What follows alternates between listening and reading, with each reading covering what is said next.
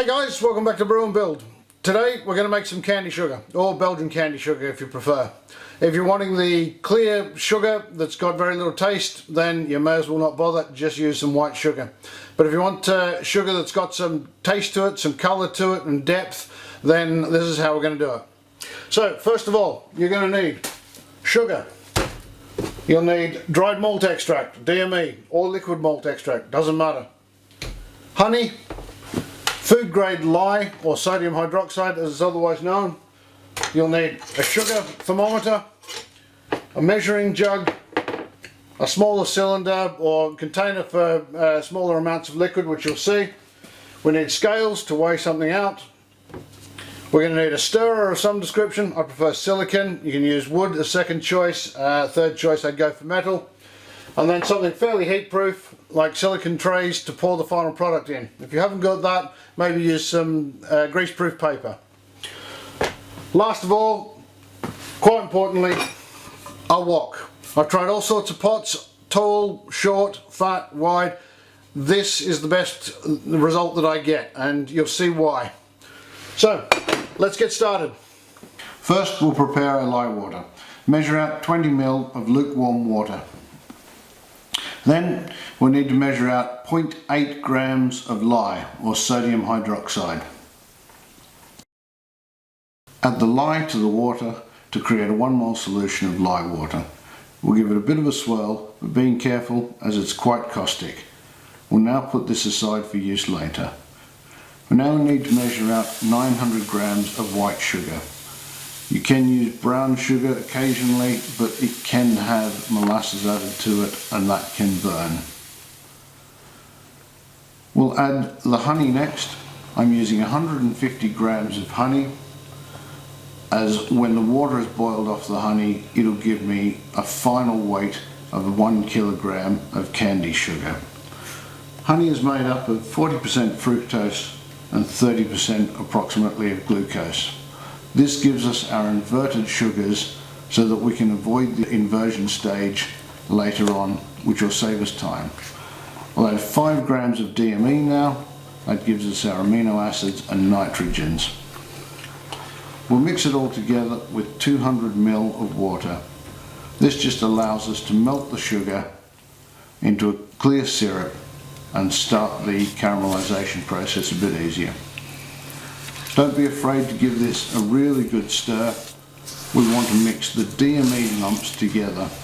If we have DME lumps, they can remain until a reasonably high temperature, and we want those amino acids spread through for the Maillard reaction stage. On the initial heat up, keep the heat quite low. There's a lot of water in the solution at the moment. If you turn the heat high, it will just bubble up and froth over the top of the wok. You don't need to worry about the temperature of the sugar at the moment. Whilst the water's in it, it won't tend to get over about 100, 110, 115 perhaps degrees. We'll place the thermometer in so that we can start monitoring the temperature now that the sugar is all dissolved and we have a clear syrup. I'll adjust the thermometer around so that we can see the temperature on the red. There's a bit of parallax error due to the angle of the camera, and it's a good 3 to 4 degrees lower than what it looks like on the footage. We'll raise the temperature up now. As you can see, it's still about 115 degrees, which indicates there's still quite a bit of water in the solution. Don't worry about stirring this. It's not spun sugar, and because we have the honey and the inverted sugars in there, it won't crystallize. So I'm just cleaning the froth off the sides so that it just mixes in a bit better. Obviously, using some time-lapse footage, I'm taking the temperature up towards 125 degrees. At 125 degrees, it's where we'd normally hold the sugar syrup to get inverted sugars and produce our glucose and fructose. You can hold it here if you wish to produce more inverted sugars, and there are some flavours developed in that stage. However, we'll keep moving through and we're going to take it up to about 145 degrees. At 145 degrees you'll see the colour is starting to change and we're developing some caramel flavours in there. At this point we're going to add the lye solution. Be very careful and add only small amounts at a time. This bubbles up quite furiously if you put too much in, and being a caustic solution and extremely hot sugar can be quite damaging. Most of the colour change at this point is happening underneath the top froth, but you can see some of the darker colours starting to come to the top. This is the Maillard reactions we were talking about, and we're producing all of the melanoidins for flavour at this point. I'm still putting very small amounts in and just letting the water bubble away quite slowly. Even still, you notice some of the spitting sugar on the side. Once all of the lye is in, we can leave this sit, and if we left it at 145 degrees, we'd produce more and more of the fruit flavours, dark fruit flavours that we'd associate with Belgian Candi Sugars.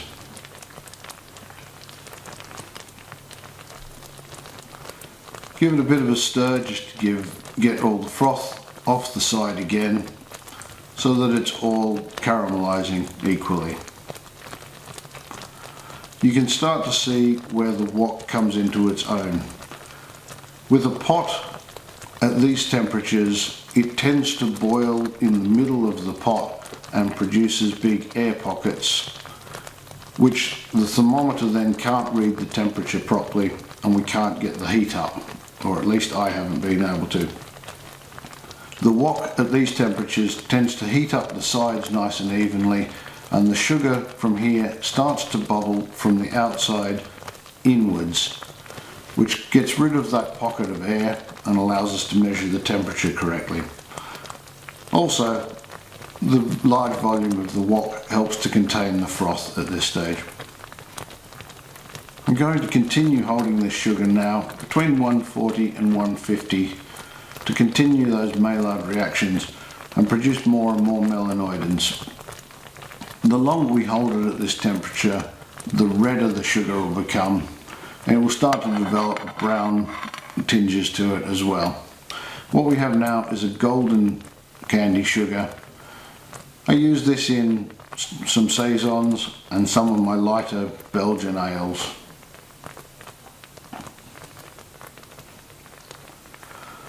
I'm more interested in a dark sugar for some darker beers I need to do.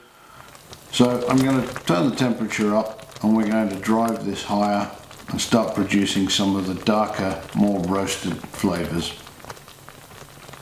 You can see the wok really starting to come into its own now as the sugar's bubbling up from the sides and back into the centre. So we have good temperature control and good temperature reading on this. The temperature's just getting over 160 now, and you can see the darkest colours are starting to be produced. I'll take another quick sample of this and you'll see it's a darker red colour. Once again, if that was a thicker piece of sugar, it would look a lot more red and darker than that.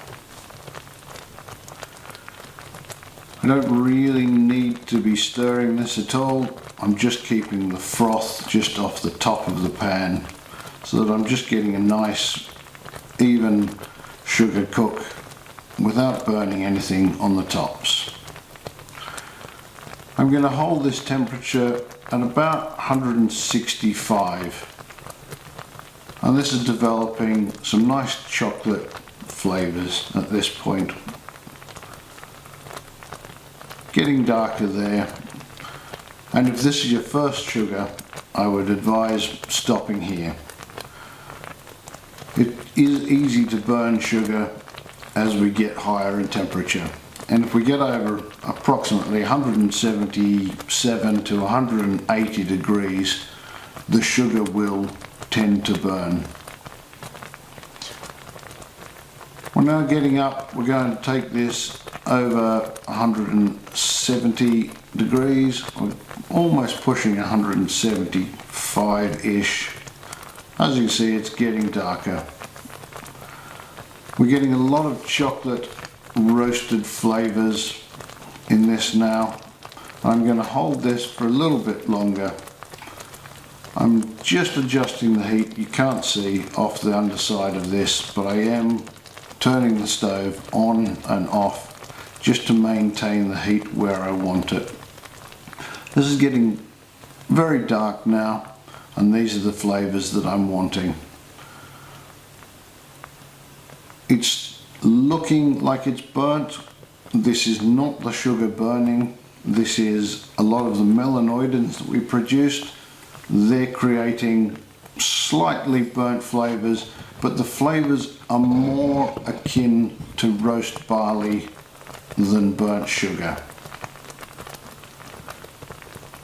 You can see the heat that's left in the wok and how well it cooks the sugar, and I'll take a final sample of this and show you how dark the final product is.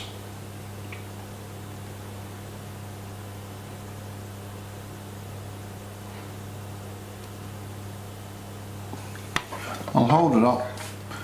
You can't see a great deal of difference in the higher temperatures, but if I put a backlight through it, you can see there's a distinct colour change as it goes right the way through. Now we take our silicone trays and we'll pour the sugar in.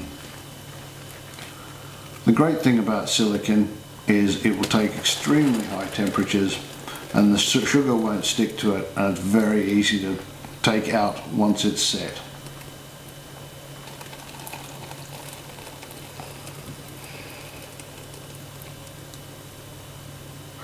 Whilst the sugar is still hot, bang the trays down onto the bench a good number of times. I repeat this every 30 seconds or so for a few minutes just to get the air bubbles out. And the final product, as you can see, is a very dark and rich candy sugar. Bag this up now with some icing sugar into some Ziploc plastic bags, and this will keep for many, many months. This is now ready to weigh out and put into all of your Belgian beers. This has been Brew and Build. Thanks for watching. Please come back. Please subscribe.